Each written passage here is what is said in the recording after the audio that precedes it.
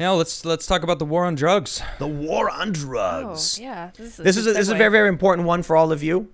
I think this is huge. Well, a question to all of you listening: should Trump pardon every federal inmate convicted on nonviolent marijuana-related charges? That's my question for you. 76,826 votes on this poll here. 76,000 votes. 53.9, so about 54% said yes. 8.4 said no. 27.2 said not every but some. 10.5 abstained. Just wanted to see the results. So that's over 80% of 76,000 people that think yes, we should do that. Even though a little bit of them are going, maybe not all, but a lot of really good points were brought up in this. So Sticks, Hex, and Hammer with the top slot says woke Smeed Evity Ray. All right. Nice, Six. Now we got Jack Murphy. All right. Jack Murphy of Democrat to Deplorable fame, he wrote that book, said, what if Trump legalized weed and released all nonviolent weed offenders? Everyone's saying yes. The chat is lighting up. Yes. Dude, Trump should do this. I agree. I think he should. Yeah, he would totally. He says that's leadership without capitulation. It's the moral high ground and on message for Trump. Release the black men who are shamefully imprisoned over possessing a plant. Leadership. Yes. I love it. A plant that was legal for the longest time.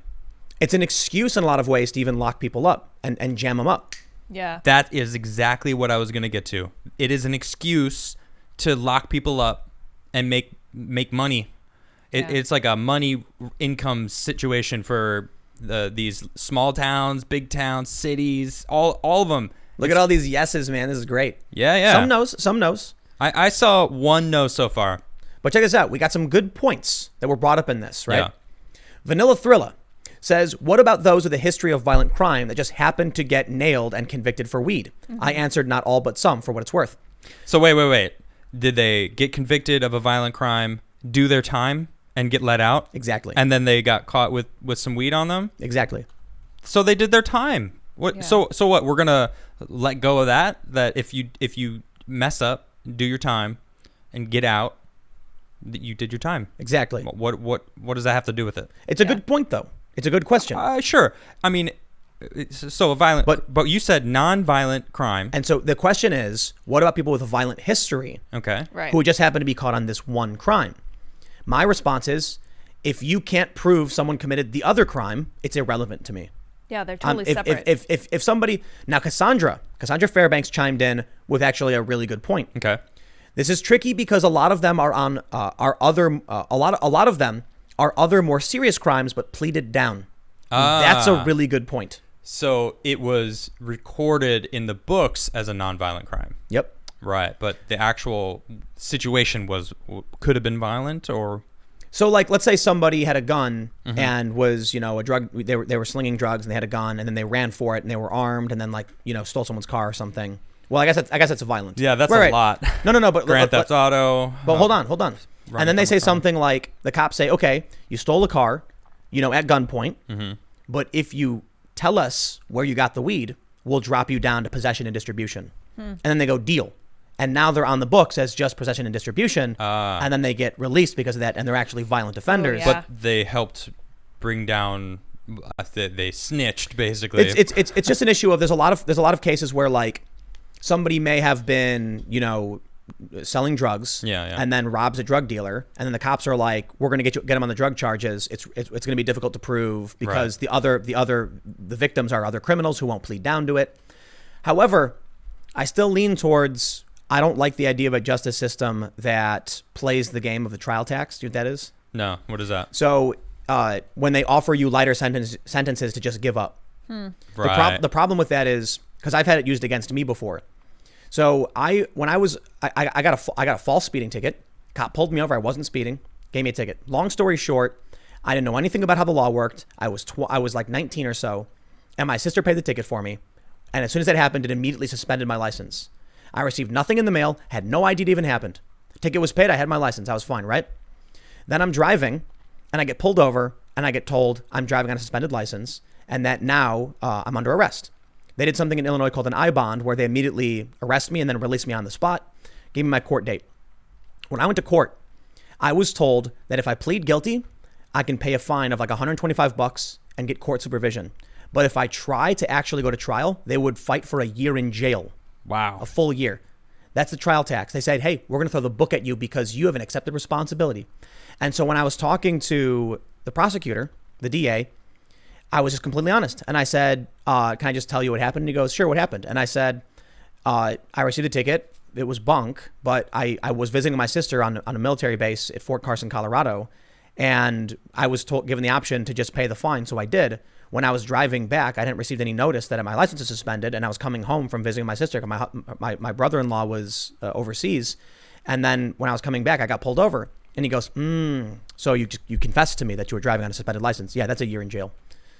$2,500 fine. If you plead guilty, though, I'll go easy on you. And I was like, what? And then when I went up to the judge, I was like, he's like, I understand you'll be pleading guilty. And I was like, yes, Your Honor. And then he asked me these questions. And one of them was, have you been coerced in any way to give this plea to the court? And I said, yes, Your Honor. And he went, what?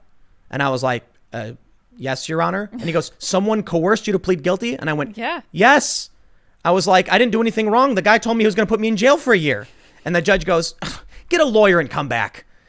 And then the lawyer told me, I called a lawyer. I had to pay all his money. And he said, just plead guilty. It's the only thing you can do. Wow. And the ticket I got on the whole thing was bunk and the whole thing was BS. Oh my gosh. I never got, and they said ignorance of the law is no excuse for breaking it. Yes, it is. So it's what? Oh, right. Yeah. So anyway. Well, I want to look at this. We got to give it up to Elon. Oh. So when Elon Musk says this is probably going to get me into trouble, but I feel like I have to say it, and tweets that out. I don't know how long it was between the two tweets, but then he goes, selling weed literally went from a major felony to essential businesses. It's been open during the pandemic in much of America, and yet many people are still in prison. It doesn't make sense, does it? I agree. It isn't right. Look at this. He's absolutely right. This is the opposite of a ratio. It was an essential business. People can't even run their own businesses, and yet weed pharmacies are open in legal places. Well, hold on. This Elon Musk tweet is the opposite of a ratio. Look at it. It's got 176,000 retweets and 13,000 responses. That is a 10-to-1 positive ratio of people being like, here. I'll tell you what.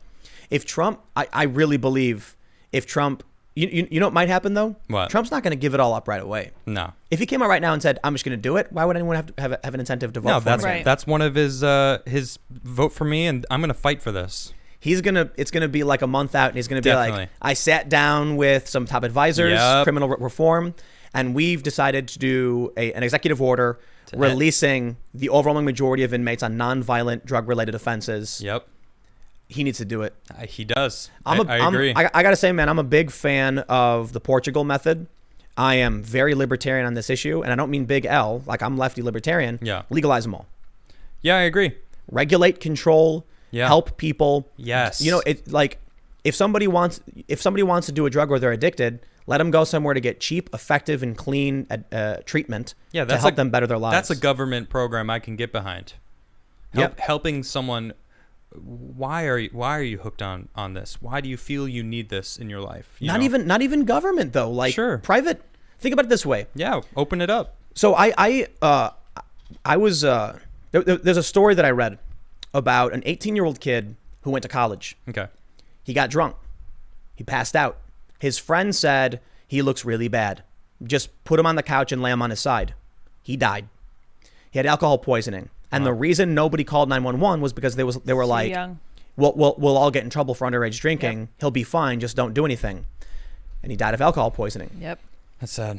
And so there have been people trying to campaign to reduce the drinking age back to 18 because you have people who are literally adults living on their own who can't drink beer like everyone else, but they will.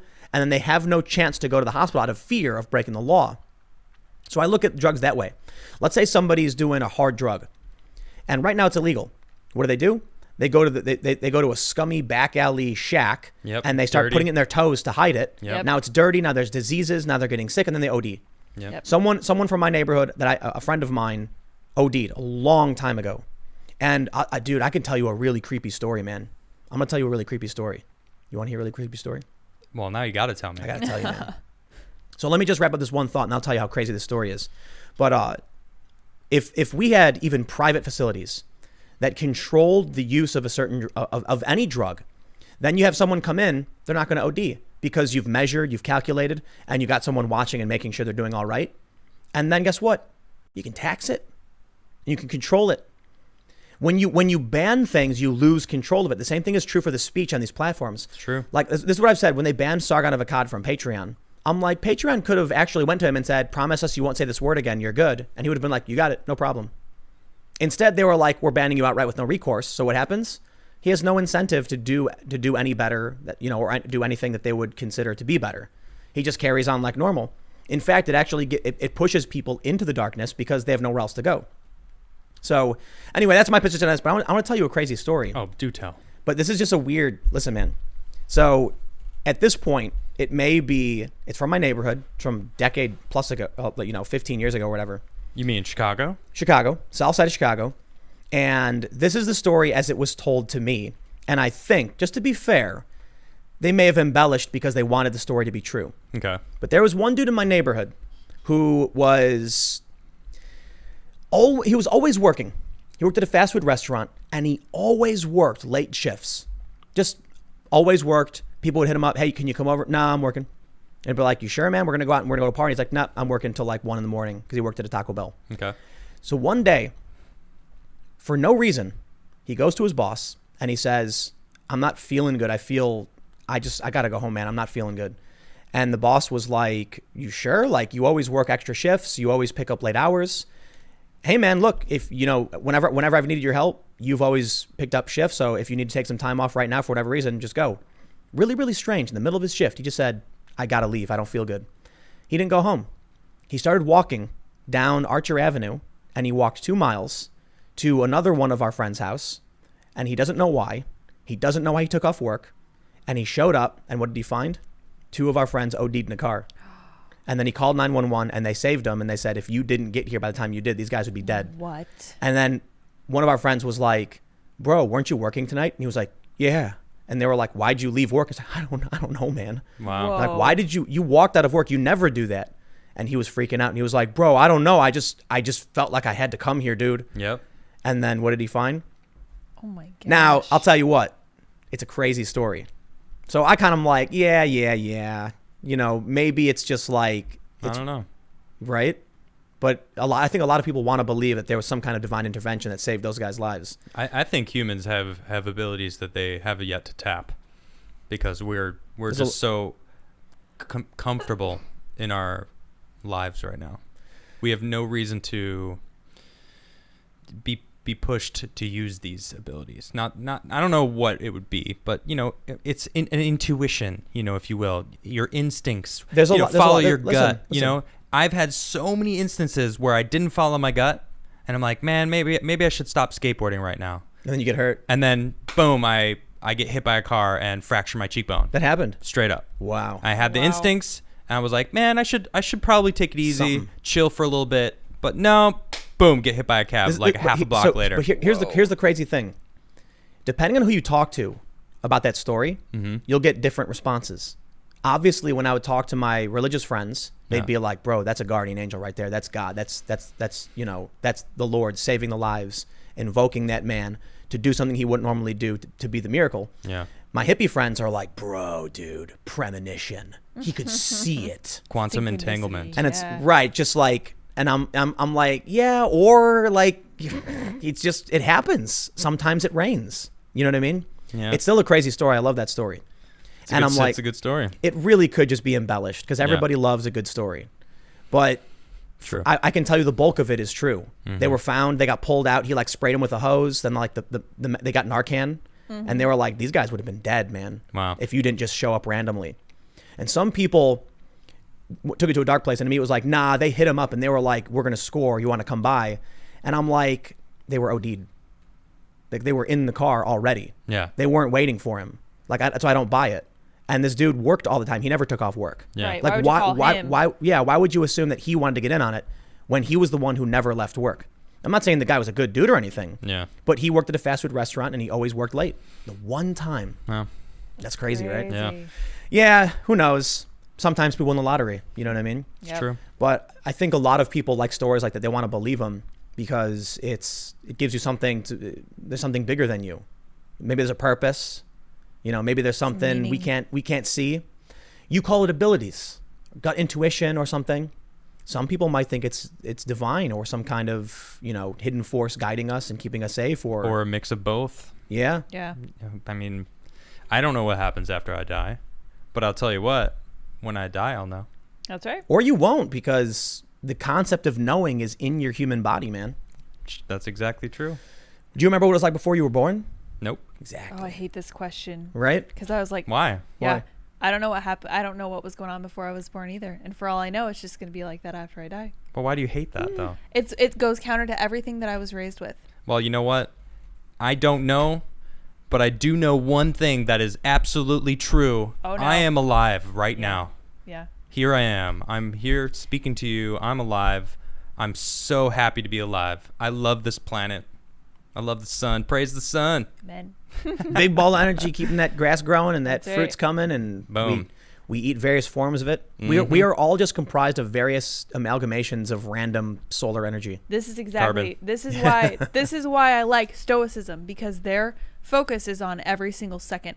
You live in the moment. You don't worry about the future. You don't fret about the past, and you don't waste time on regrets. Boom. You spend every moment in the moment, and that's the way to do it. I'm like, I don't really see a better way to do it. There's nothing better than that. So, I think we man, I love having conversations about time, reality, purpose. Wasn't that what religion. our show was supposed to be about? No, Yeah, but it was man. partly. Kind part of. of it, yeah. We're doing it right now. What do you mean? We're Yeah, on the show great. talking about. And I'm so happy. I know. I love it so I'm much. so happy right It's now. so great. Look, when it comes to. Oh, man. Let me tell you something. This segment we're doing right now is about pot. Oh, yeah. We totally yeah. just had a stoner conversation. Yeah. Oh, for sure. With no pot You know, needed. people do say you're the bigger stoner than me, which Totally. is kind Not of true. which is pretty Absolutely hilarious. not true. Come on, really? I don't smoke. Oh wait, hold on. I mean, literally. Wait. Up. Hippie. He's hair? taking his. Hippie. There we go. There we go. Okay. Yeah. There we go. some What do you Jesus think in about that? there. Yeah. I don't can see smoke. it. I don't smoke. I Yeah. don't drink. No drugs. Yeah. Never need None of that drugs. stuff. Yeah, that's true. Yeah. Now I don't. get hair back. To go back to that story, because I did mention maybe it was embellished. When I I think it happened, but I think people are looking deeper into it because they want to have some meaning, or they want to have they want to believe. I Yeah. can see it. They want to believe that everything's going to be okay. Yeah. People are scared of dying for obvious reasons, like everything that's alive for the most part. Life ends. That's We a gotta thing. we gotta cherish that. Yeah. We gotta stop being afraid of things. Thicker skin, confidence. You only get one life, man. That's right. Live in the moment. So I'll say it one more time. Cancel participation trophies. Yes. Excellent advice from Adam. Seriously, that's a big reason. That's part of it. We're teaching our kids that you don't have to fight to survive. We have fought to survive for so long. That's what humans do. Yeah. That's why we took over this planet. Yeah, man. Could you imagine living in a world where these people take over and life is there's no journey anymore? That's happening. Everybody thinks that, they say things like the ends justify the means, but it's not true, because you never meet the end. No matter where you are in life, you're always looking off in the distance. You're chasing the dragon, man. Yep. So what world would they create, where everyone sits around in a circle in a gray jumpsuit with shaved heads and just does nothing? Exists. Eats their green cube of protein mass? What's that movie? Equilibrium. Have you seen that? No emotions. No emotions. Mm-hmm. Just gray NPCs living Yeah. Oh, for what? sounds horrible. That's what it's all about, man. They're banning art. Thanks for checking out this clip from the Timcast IRL podcast. We do the show live Monday through Friday at 8 p.m. If you want to catch the full show, tune in to this channel, subscribe, hit the like button, or check us out on iTunes and Spotify. And we will soon have this podcast up for free on all podcast platforms. Thanks for hanging out, and we'll see you all in the next episode.